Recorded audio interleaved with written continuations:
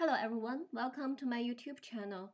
So I have been thinking about recording a video for MRP and MPS for a long time, but I didn't do it because I think this will be a very long video because most of our customers who does the Business Central Dynamics Nav implementation, usually MRP, to do MRP is like phase 2 or phase 3 after they learned the basics and after they have played around with the planning parameters on the item cards, then they can start try to use MRP.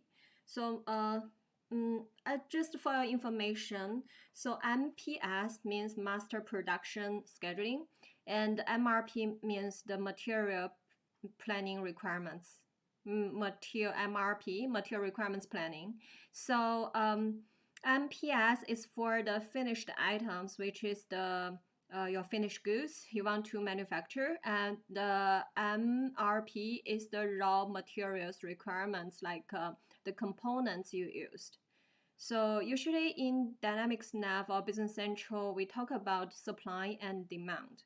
So all the planning mechanism in the system are based on your demand and supply. So the system is calculating the projected balance, and according to that, inventory balance. And then based on that, then the system will plan for the supply. So in order to do that, because it's a very complicated topic, and I would like to start just to describe the difference of the three, could be saying like based on your type of business, if you're in a distribution environment or manufacturing environment. So if you are in distribution or doing retail business, usually you only need to use the requisition worksheet for your planning. So the reason I have this item card opening is like I want to show you the replenishment tab, which you have the planning parameters on it. And so now we are talking about like the three basic worksheet you can use. So this subcontracting worksheet is for manufacturing if you are using subcontractors.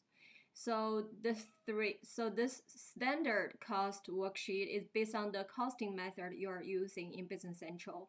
If you are using standard costing method, then you have to use the standard cost worksheet. So this is not related to the planning.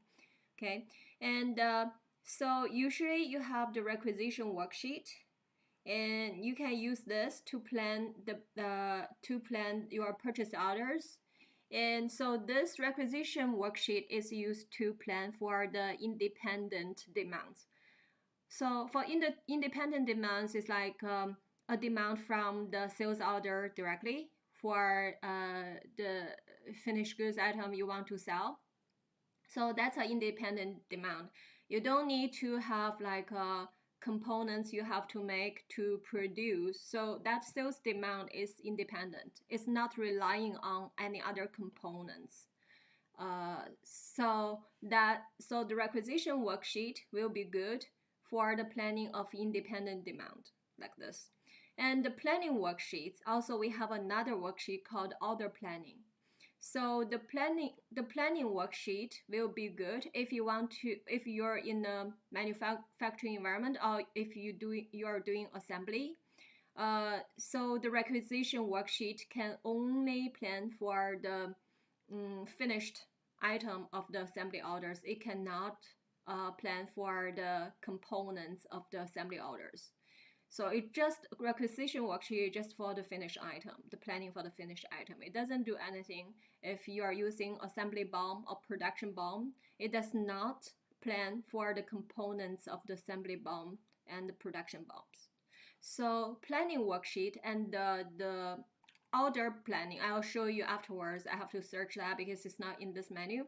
So the planning worksheets and the order planning, they will plan for the both the independent demand and also the dependent demand. We'll talk about the dependent demand is like the components. Like if you are using assembly BOMs or production BOMs, then it will do the planning for those components as well. Yeah, But what's the difference between the planning worksheet and order planning? Because planning worksheet and the order planning, they both can do the planning for the components. And so what's the difference between them? So order planning is here, okay? And so the difference between them is like for order planning, it's usually used for like make to order environments, and it does not. So for example, if you have a demand planning, so usually if you are using production orders or using the planning features, then there's a demand forecast. There's a demand forecast. So you can add your forecast number for both the independent demand and dependent demand in the demand forecast. For example, this is 2019. And I can edit this demand forecast sheet, and I can filter it by month, and or you can use day based on how you plan, how you estimate, how you forecast your numbers. So like if you know like an estimate of your monthly forecast, then you can filter this sheet by month and you can add numbers for that planning. Okay, so seems like it's frozen. Okay, so now it's based on months. Okay, then I can add a number like for this handlebar. So for example, I know like the forecast, like I may need the demand for it maybe 100 for March, for April. Then I can add the numbers here for each month. Okay, I'm just gonna remove this. Then this is your forecast. So for order planning, it does not, you cannot use those demand forecasts in your order planning. That's one of the thing this order planning cannot do. And this order planning is usually used for make to order scenarios, and also your demand does not change very often. For example, I have a sales order. If I always have to change the requested delivery date for the or shipment day for the sales order, and also I always have to change the quantity on that sales order because the customer always want to change, like they always change their mind, so I always have to change those on the date or the quantity on my sales order. If that always change, then this order planning is not suitable, because in that case the order planning, this worksheet does not re-plan for those changes. And also, so that's in the scenario like your demand moves, then it does not do that. You have to create a new order for the new requirement, because this order planning does not replan for those changes. And also it only plan for one level, so each time. So for example, I have a sales order and it's make to order, and I have the finished item, and also I have my production BOM. So these production BOMs is like the components I have to use to manufacture the finished item.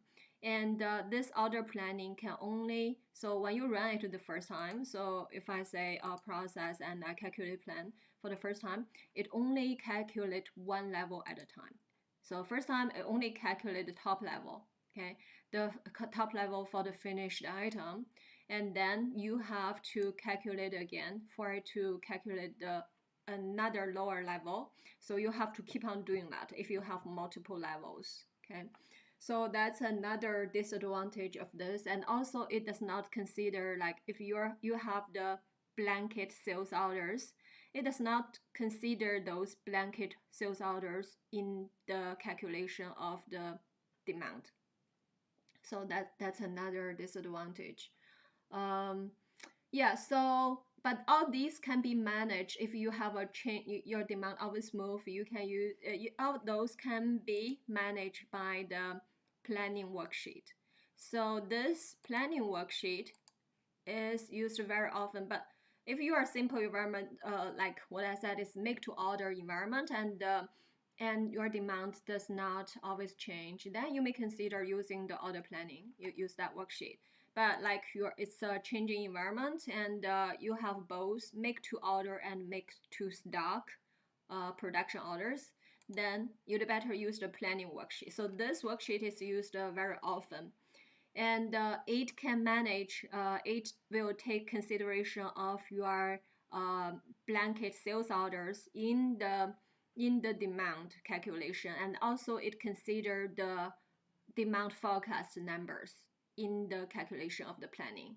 So, and it can calculate it will calculate. So when you open this, when you calculate this, when you calculate when you click on prepare and calculate this regenerative demand, okay, plan, and so you have the option. So the MPS and the MRP. MPS is for the finished item. MRP is for the raw material, for the components, if you want to plan for those components. So if you just say at the beginning, I only want to plan for the finished item, then you can only turn on the MPS. And if you want to calculate the finished item and the components at the same time, then you can turn both on. But it may be good, like you only calculate one at a time. But even you turn both on, when the system, when the planning mechanism is calculating it, it still calculate the top level, the finished goods first, and then it calculate the components. But it will show you the result in one window at the same time. Okay, so yeah, so we are in this window. Then let's talk about what you see on this window and what they mean. So and we already talked about MPS, this for the finished item, and MRP is for the components. It doesn't matter if it's components for assembly orders or components for production orders, okay?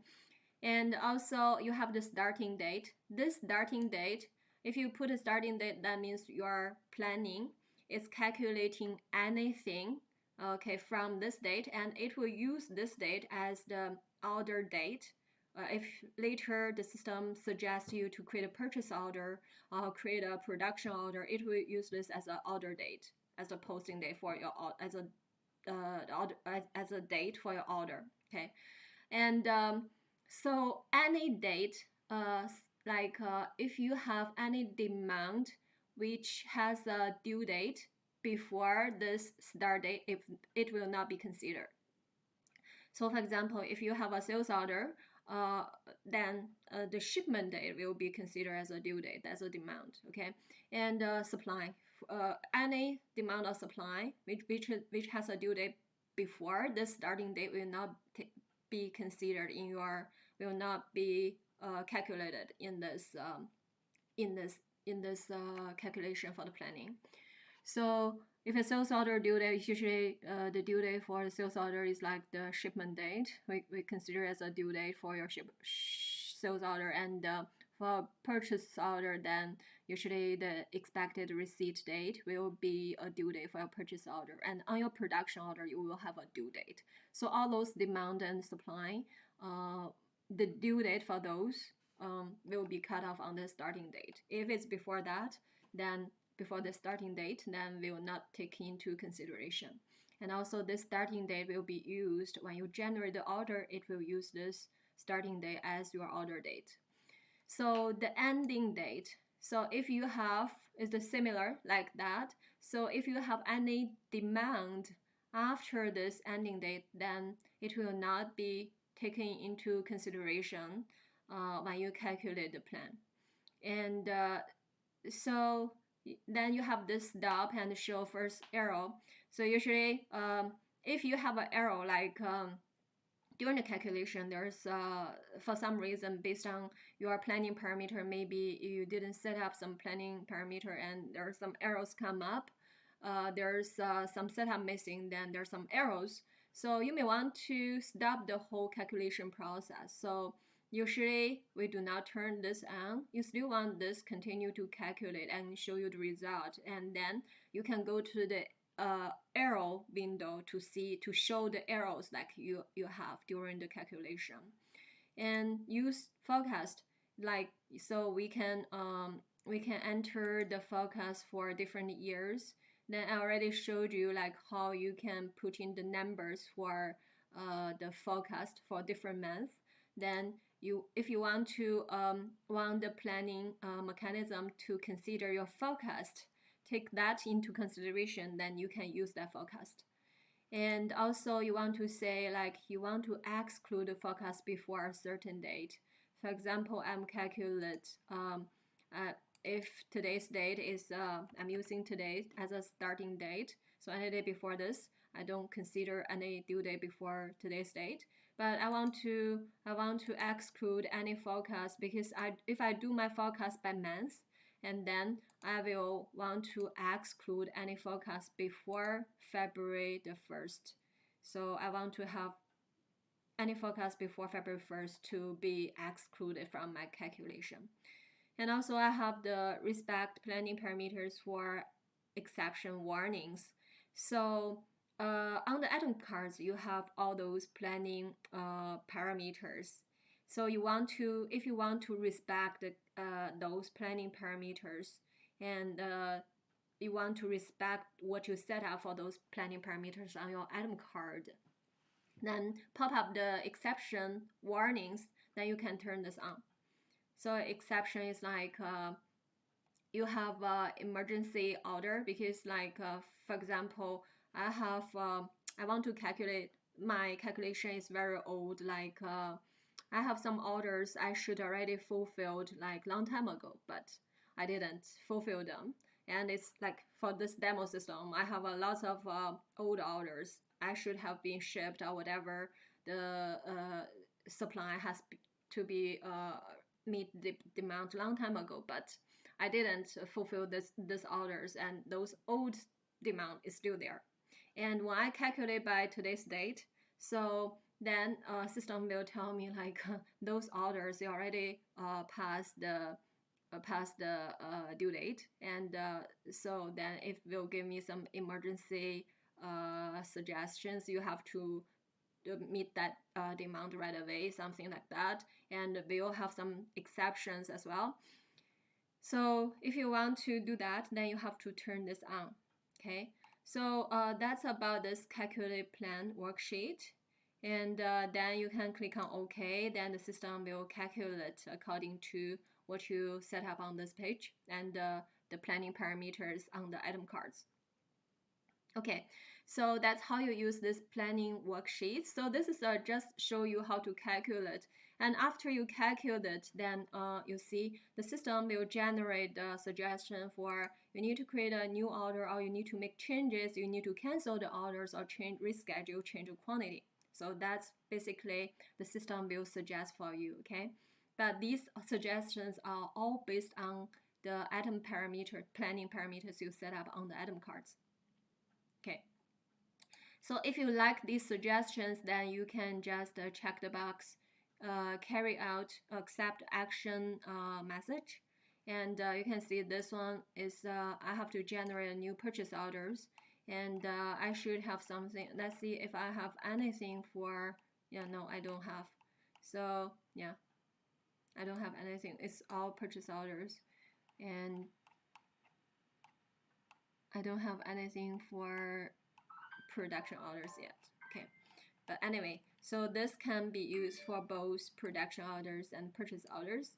And okay, so then, so as I said, this requisition, if you are using a requisition worksheet, that's mostly for distribution retail companies. You can use that because that will be easier. And I will show you the requisition worksheet. Okay, so but you see here there's some exception. So if you look at the explanation for exception, then you can see what it tells you. It tells you the projected available inventory is below the safety stock quantity. So these are the exceptions you want to manage, because on the item card, you can set up a safety stock for your inventory. And if the available inventory is below that safety stock, then it's an exception for you to manage. Then you have to have an order to supply order to manage it right away. And the starting date is before the work day. So because my system is a demo system, so it's using not today's date. Today is February the 12th, but it's using March the 31st date. Anyway, so it's saying like this date, February the 9th is before my work date, and it just draw my attention. But the key is here is like there's an exception, and system wants you to generate a purchase order right away because it's below the projected stock inventory is below your safety stock. Okay, so and you have all these attentions is because of the work date.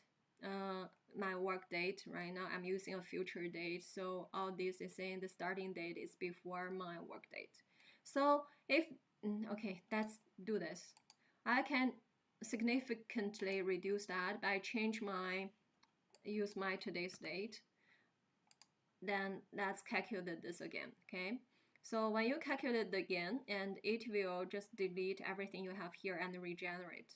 So remember these attentions. How many lines I have? Okay, so I should when I generate the plan again, it will significantly reduce those attentions because I changed my work date. Okay, so the starting date is today's date. Good.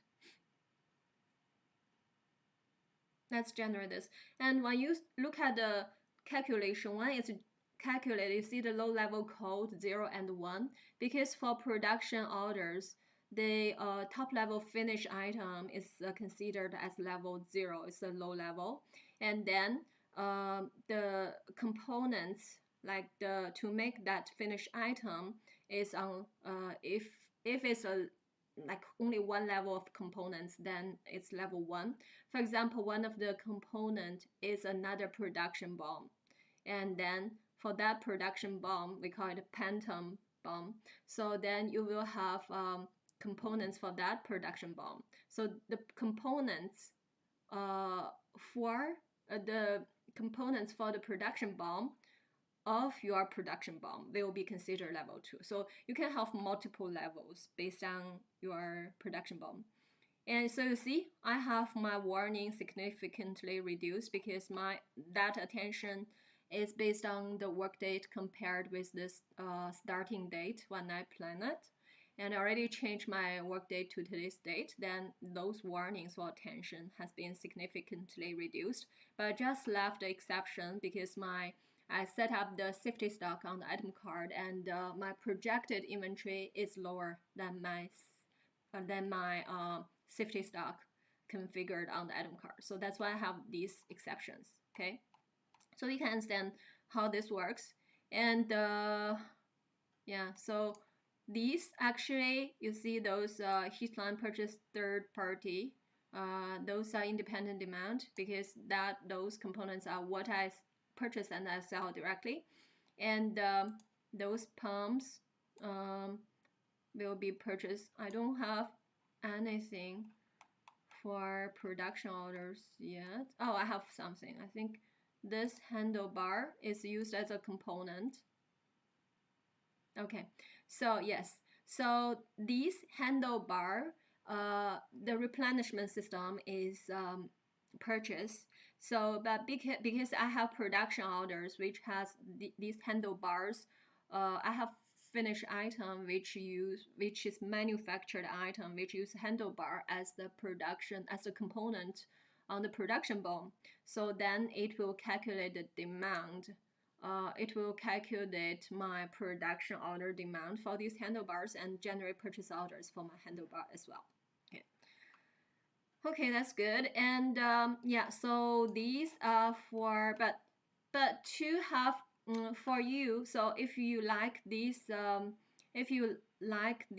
planning and suggestions, and you want to generate a purchase order based on these suggestions, then you can have this carry out accept action message box checked, and then you can say process and say carry out action message, and then it will generate purchase orders. That's just a do. So because those are purchase orders, I will say generate purchase orders. Okay, purchase orders and make purchase orders and print. So then you will see new purchase orders generated through these suggestions. But in order for you to accept those, then it takes time for you to fine-tune your planning parameters on the item cards. Then you can have optimal suggestions generated by the system. That's why I'm saying like MRP is not like when you first implemented Business Central for a manufacturing company, it's better delay this process for the MRP and create a production orders manually after you have been using the system for a while, and you have your forecast and all those planning parameters more accurate based on your historical data. Then you can think about using the MRP. Otherwise, you may end up taking longer time to analyze why the system generate all these suggestions, but you don't need those orders. You have to analyze why the system generate those supply orders based on the demand. It will take time, so it's not right away. And so after then, I mentioned this planning worksheet, and I will show you requisition worksheet. After you see this planning worksheet, the requisition worksheet is much easier to understand, because most of the fields on the forms generate a plan are the same. So for example, I have my requisition worksheet. I said this is used for distribution companies or retail companies to generate only purchase orders. It does not plan only plan for the independent demand, which comes from the sales order directly, and it does not plan for any supply of the components for your assembly BOM or production BOM. So if I click on calculate plan, and I will have, you see, all these fields are the same like your planning worksheet. When you calculate regenerative plan, it's the same, right? So the starting date is the same. So if we use today's date, and then ending date, I want to plan for the next 4 months, and then I can select to use the forecast or not, and then I can exclude the forecast before a certain date, okay? And I want to respect my planning parameters. And if you leave all the other filters field open, then it will calculate for all your items in the system. And so this generator will be the same as your planning worksheet if those items are only for purchase. But if you have production orders, then in your planning worksheet you will see the suggestion for production orders as well. Okay, so you will see the replenishment system here is all purchase, and so it does not, in this sheet it does not calculate for production order. Yeah, and you may calculate for transfer order, and if you have for transfer order, if you are using stock keeping units for different locations, you generate stock keeping units for the item, then it may generate transfer orders as well, because when it calculates, it's calculating the item for the stock keeping unit for different locations. Yeah. Okay, so, and also based on your the policy you set up for the stock keeping units, you may have some transfer orders. So I will show you how it looks like on the stock keeping unit. Okay, so let's find one stock keeping units to see like this one. So on the stock keeping unit card, and you will have the replenishment system, replenishment tab as well. And so this replenishment system, you will have an actual option on the drop down. You will have transfer orders as well. But if you look at the item card, it only have purchase, production order, assembly. Because if it's not, you don't have this item at different location, then there's no need for transfer. Yeah. Okay, so that's how the transfer order can be generated for stock keeping units in the requisition worksheets. Okay, and so that's about the general concept for MRP and MPS.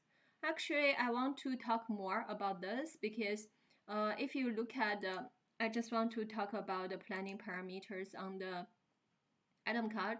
So then you can have some concept for how you can configure the planning parameters for your MRP or MPS. I will start with the regular purchase item. So let me see. Then we can understand how it works. I will start with the regular purchase item, which does not have, you see the quantity on hand is 0, which does not have any quantity on hand, because if we analyze this way, and it will be easier. If you already have the quantity on sales orders, quantity on purchase orders, then the scenario will be more complicated for you to analyze. So under the planning first step, then you have the reordering policy. So these are what we call planning parameters on the item card. If you want to do MRP or MPS, then you have to set up these. You have to set up these planning parameters on your item card, on each item card. Basic, there's a rule of thumb, like so I will show you something like this. Okay, so best practice. Let me see if I can have. Okay, good. So there's a rule of thumb, because if you are thinking like you are accounting like ABC classification for low value, high turnover item, and so this C is like you have a biggest volume, so these are the low value, but these the low value but has a high turnover, and also you have a high volume on these items, and but these items will take 60 to 70% of your stock volume, and this is the volume and the value, because they're low cost, low value, so the value is only 10 to 30. That's C. Okay, and B is like 2020 is like in the middle of the range, and A is like a high value, so you have very low volume and low turnover for these items, but you will have total high value, inventory value on these items. Okay, so then for the rule of thumb, these are talking about the policy. These are talking about the reordering policy. Depends on what reordering policy you select here, then it will fall into different class for ABC. Okay, so yeah, so this will be very complicated when you think about this when you just started.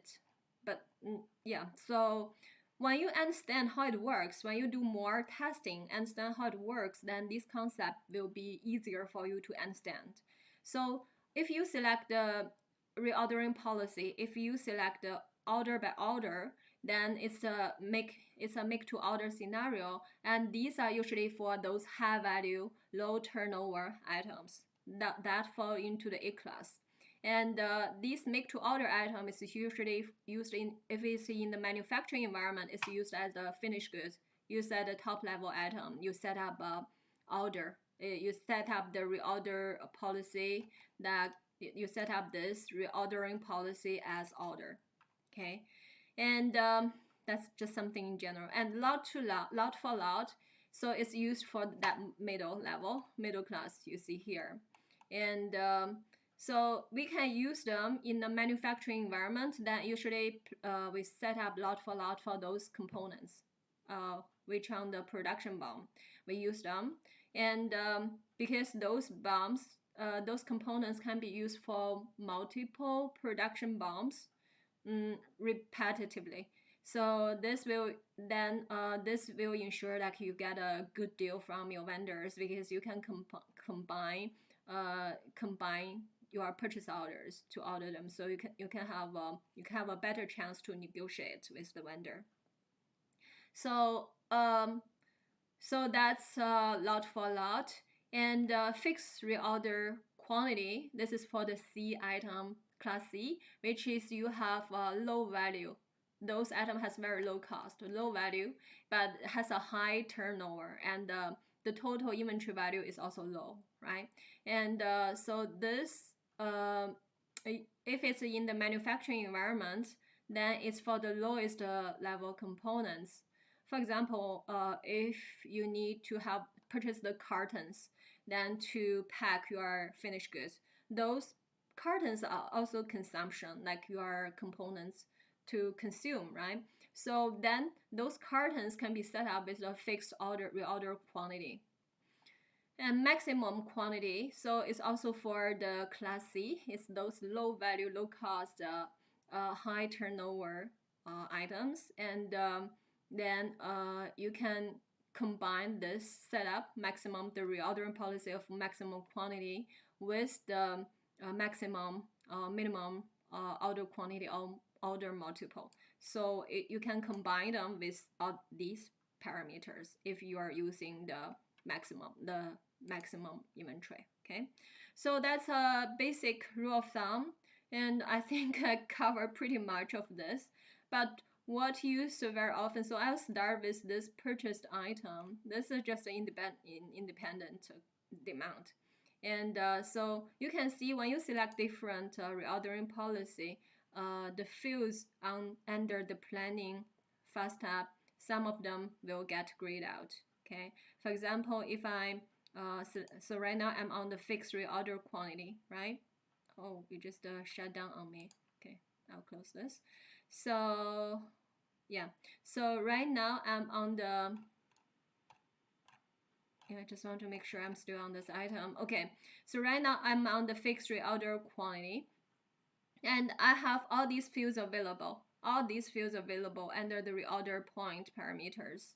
And you see my dampener period, this is dimmed, is grayed out, because this dampener period is like you have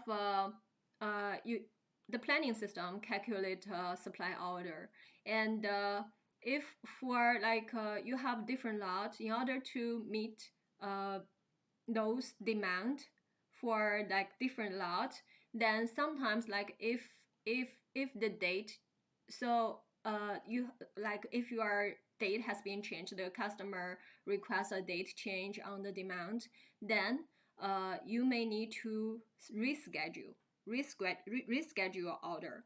So this dampener period is just to avoid like if you are thinking like it's like a cushion.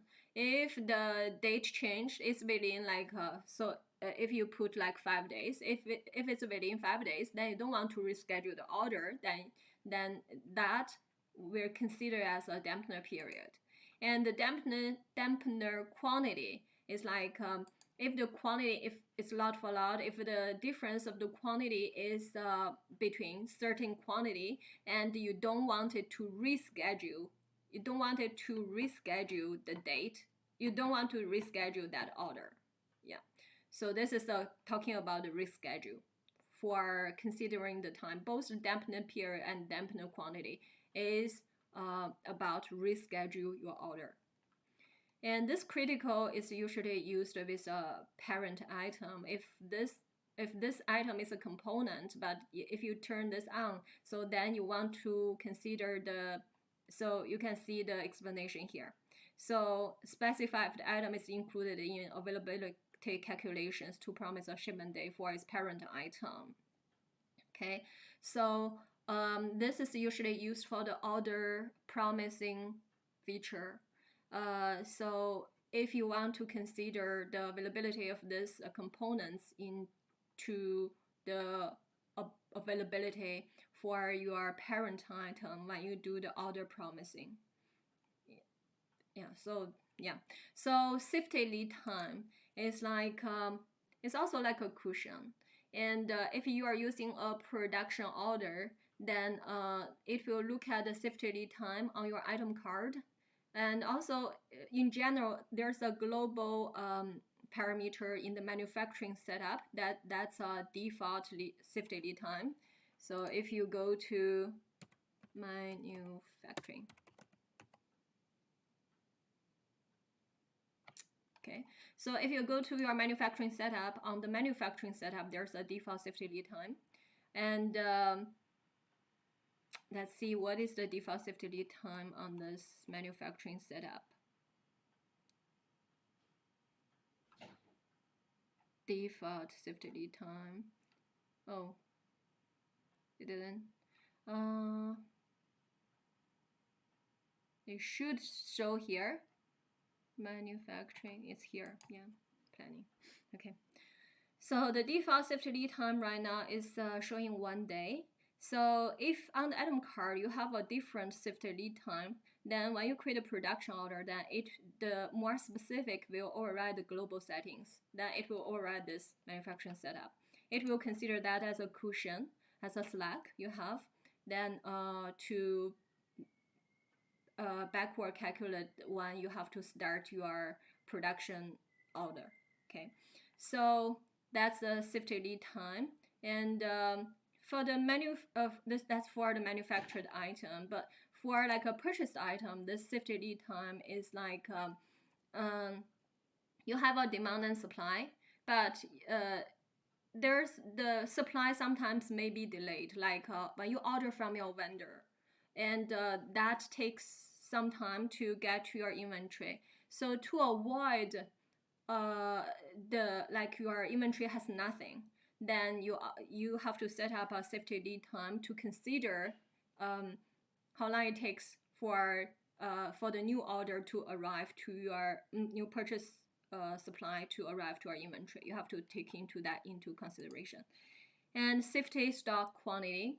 So it's also serve as a cushion. So you don't want your inventory to go under zero, right? So then you always want to make sure your demand can be met.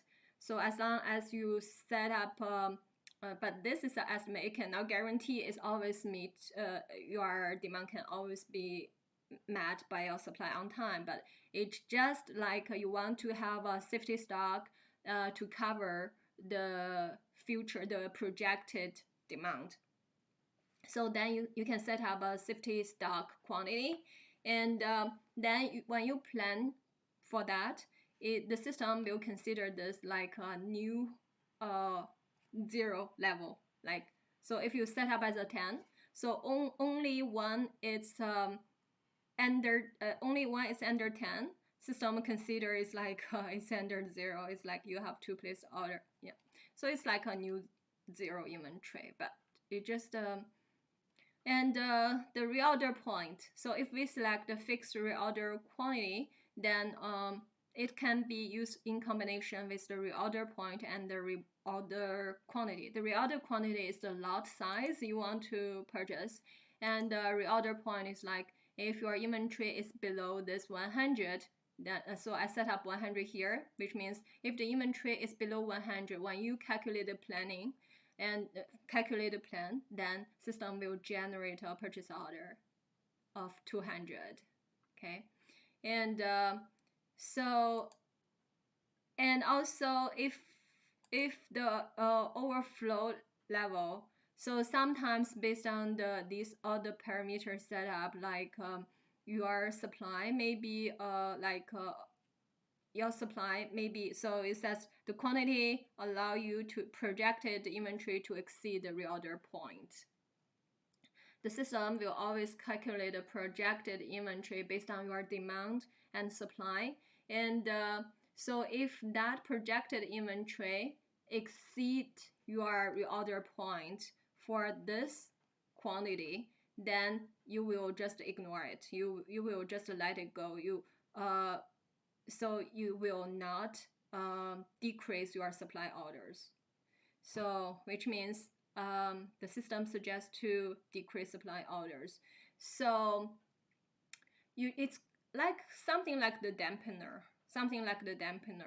So for example, you say overflow is 10, and right now my projected inventory. So right now if my projected inventory is 110, which exceed my reorder point. okay? And but I don't want to decrease. I still want to generate that supply orders for the purchase. I don't want to remove that supply orders. So it's like a cushion for you to decide if you need to cancel that supply order of the purchase. And the time bucket is like on your planning system.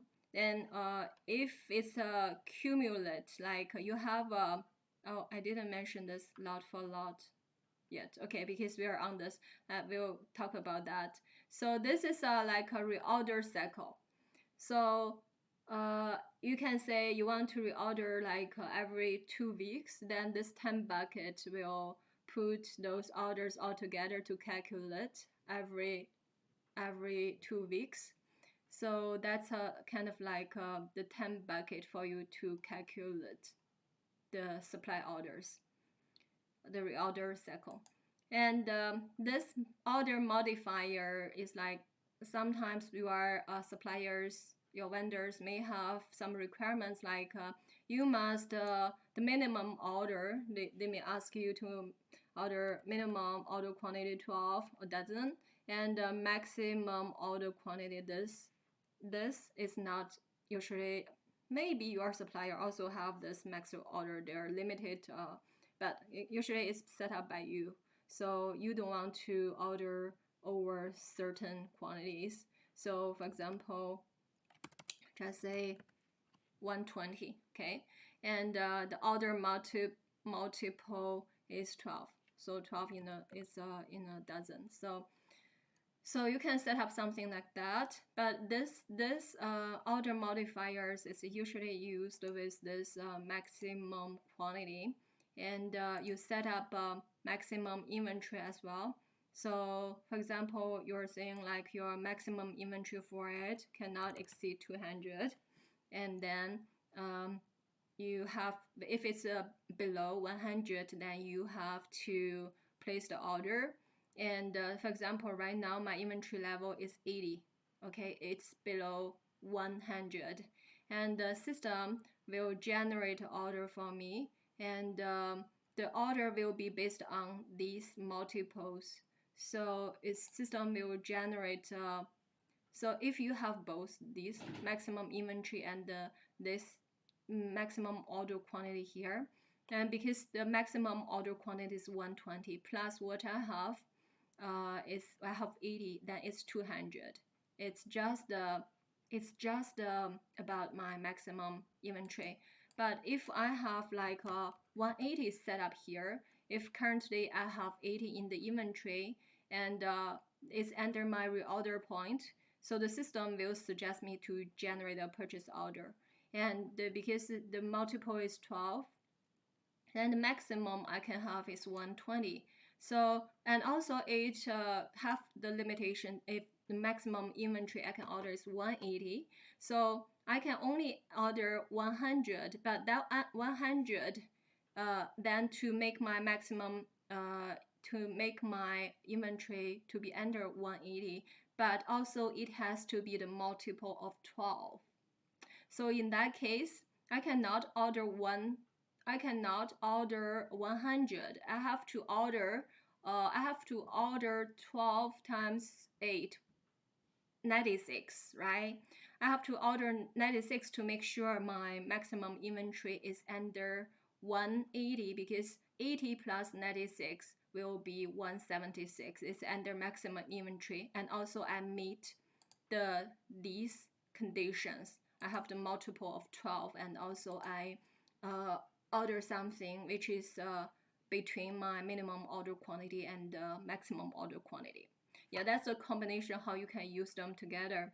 And for the order, this one, then you can see when I click on order, it's usually for the top level item of your manufacturing item, which is make to order. Then I have all these dimmed, and I only have these options, right? So because it's a make to order, then this already mentioned that. And you also have these dimmed. So yeah, so these already mentioned dampener period is for you to reschedule your production orders. Yeah, it's for you to reschedule the date. Actually, it gives you a cushion to reschedule the date. and lot for lot. So this one is for like you have the both available. Then you can use them to reschedule as a cushion to reschedule the date for your supply orders. And you have this safety. I already mentioned that. So then this I want to talk about this include inventory. So if you have this include inventory, then the inventory is included in the projected available balance. Yeah. So this will be always turned on. You never do not want to calculate the current inventory. And lot accumulation period, it's like for example, you have a demand from a sales order, then you need to order a lot for that sales order. You have multiple and demand from multiple sales orders, then you may need to have order multiple lot. But with using this lot accumulation period, like if you set up 2 weeks, then it will combine all those demand for different lots in one lot for you to generate the supply orders. So this is how you use the lot accumulation period. And this rescheduling period is rescheduled for the quantity. So this dampener period and dampener quantity is used to reschedule the date.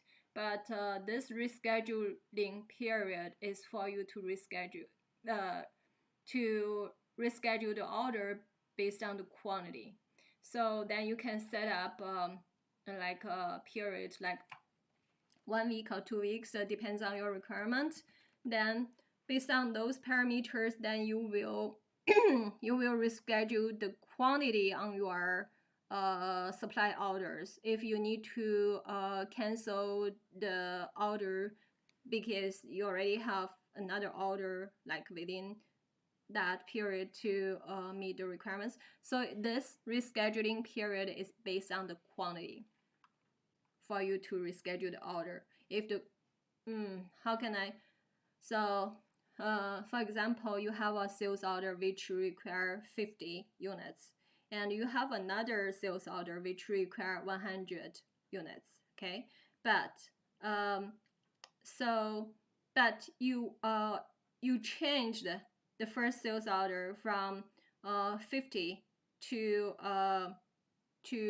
100. So instead of like the total demand will be 150, you have total demand of 200. And so in order to generate supply order, so previously when you calculate without this change, the supply order will be 150. But after you change those, you made a change for the quantity, it will be 200. And you want to say if this sales order, when I calculate the plan, if this sales order is falling within beyond 1 week, then I will not reschedule because of this quantity change. So that's the point for this rescheduling period. Okay, so I think that's everything I want to talk about in this video. But these are, after you understand how this parameter works, then you do have to create some sales orders and some supply orders and play around with some blanket sales orders and add some planning parameters into your demand forecast. Then you can check the result after you select different planning parameters when you run the planning worksheet or requisition worksheet. So only when you do that, then you can have a feeling how these orders, then you can have a feeling how this make the difference on your planning mechanism. Okay, thank you so much for watching this video. I hope to see you guys again next time.